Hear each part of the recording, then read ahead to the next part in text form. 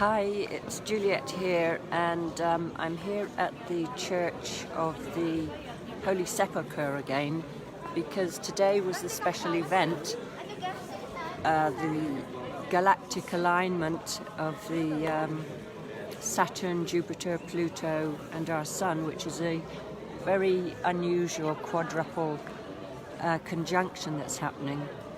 And there's a special ceremony happening today in Australia, and people are aligning around the world to support this ceremony of with the Aboriginal people and connecting around the world with the intention of making a prayer for healing the planet. So I thought that I would come again to this Church of the Holy Sepulchre, deep down into the crypt, down where the church is built into the wall of the rock where Jesus was buried. And so I was down there and in a really deep meditation, and suddenly a man comes who's one of the spiritual people who look after the church. Apparently there are different factions of Orthodox and different kinds of Christians that take care of the church. So it's quite mysterious for me as to what goes on with this church, because I'm sure there are lots of people that know, but there are literally thousands of people coming here all the time, belonging to the different spiritual factions and praying. So this man came and shouted at me that I had to move quickly because people were coming down to pray.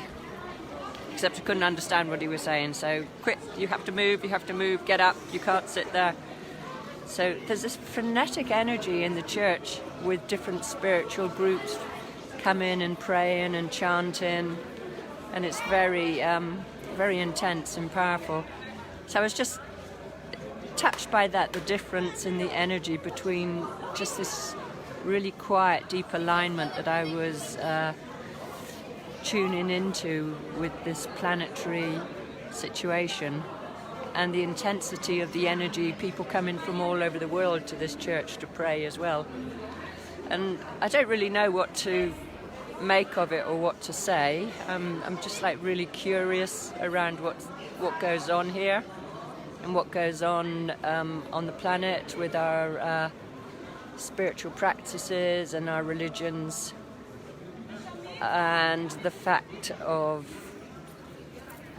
people also working to heal the planet, and that's another new age, if you like, perhaps spiritual pathway attempting to bring peace and healing to the planet.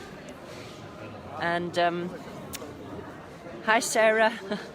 Yeah, I've been wandering around the old city of Jerusalem the last few days to the sacred sites, and today I went to the Rock, the Muslim church on the Rock, which is the third most important site for the Muslim religion, and had to go through a machine gun checkpoint to go into that. And just going around the city and looking at these different churches and temples and mosques, and reading the history about how each one has respectively been torn down by the opposing faction and burnt to the ground or battered down and then rebuilt by another faction and then burnt down again. And it just seems really strange. How is this to do with spirituality, and why are people fighting over this piece of land? What's so important here, and how does that actually lead to benefit for all people on this planet? And how does this frenetic religious practice actually attune to the needs of people? Does it attune or doesn't it attune? And are these people, I don't know, I don't want to talk about us and them, but do we need to move forward from this? Do we need to somehow bring together this kind of religious practice with a more deep caring for everyone, whether they belong to our religion or not belong to our religion?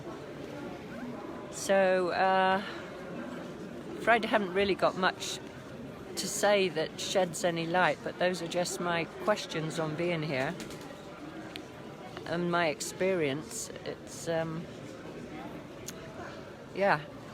So I really like anybody who's listening, if you've got more insight to this question that I'm posing, how do we care for everybody on this planet? How do we be without prejudice? How are we open to each other?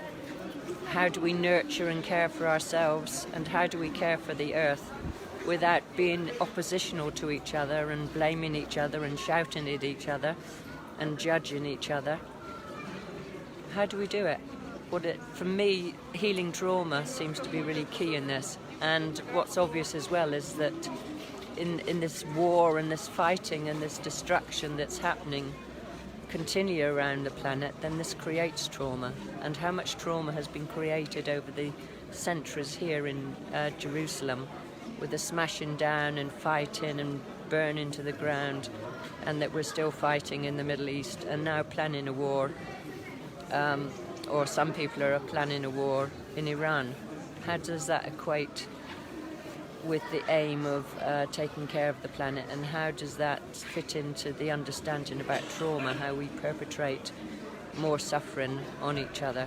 So until we actually decide that we're not going to be triggered and pushed along into another huge reaction, and that we're not going to go to war with Iran, or we're not going to attack our neighbours or hurt our friends, then I guess this thing will keep spiralling. So continually, to me, it comes back to what do I need to do to heal myself, so I have enough spaciousness within myself that even if somebody comes along and they're shouting and distressed, that we can be there in a peaceful way and be more observant about how am I with this situation, how is it affecting me, and what do I need to do myself in this moment to be more at peace and to contain the intense energies of the situation. And we may wish for a more peaceful world, and we may be really distressed about what's happening around us, and at the same time faced with the fact that actually there's very little that we can do to change what's going on apart from actually working with ourselves. And sometimes just accepting that's our limitation and just trying to be at peace for ourselves, for those places that we can't help, we can't support, we can't heal, or we can't understand. Can we be at peace with that within ourselves, within the limitation, and also to know that we are doing things that are really helpful and that's making a difference, even if it's smiling at a neighbour.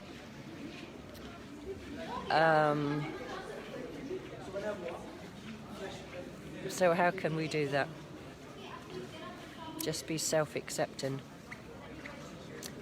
So I guess I'm going to wend my way back to the place I'm staying at. It's a very long walk, and tomorrow I'm coming back to England. And that it will probably take me quite a while to just feel into everything that's come up on this trip. It's been a very intense trip, with first of all the week of intense collective trauma healing, and then the small amount of travelling and exploring that I've been doing. So it'll take a while to process all that, and I'm just wondering how that will leave me, what will be different inside me, how will I actually be able to use what I've experienced to grow myself, to be more wise within myself. So let's just spend a moment together. I'd like to reconnect to that deep peace I was feeling down in the crypt before I got shouted at to move.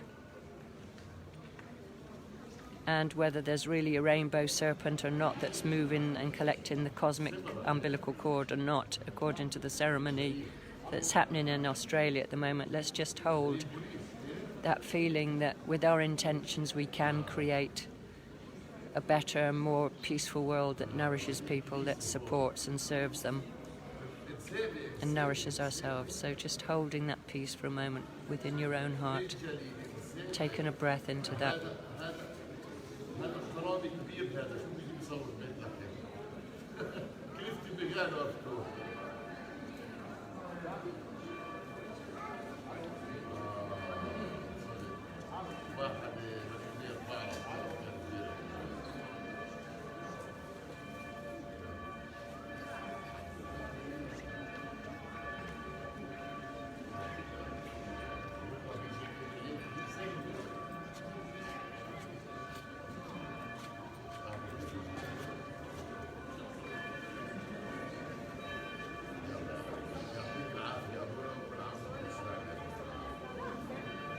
So thank you everyone for joining me. And hi Richard, hi Lyra. Lots of love to you all.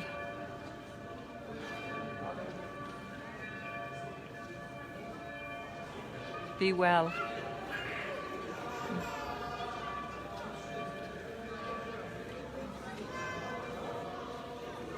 Bye for now.